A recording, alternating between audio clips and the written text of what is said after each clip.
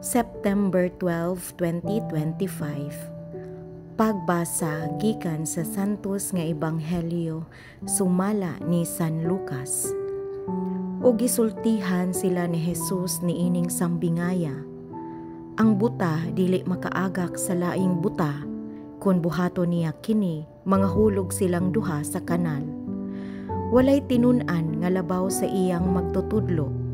Apan kun ang tinun-an makatapos na sa iyang pagtuon, mahisama siya sa iyang magtutudlo. Nganong nagtan-aw ka man sa puling sa imong isig katawo, apan wala mo tagda ang troso diha sa imong mata. Unsaon mo man pag-ingon sa imong isig katawo, ambi, ako'y pakuhaa sa imong puling, nga wala ka man gani makakita sa troso nga anaa sa imong mata.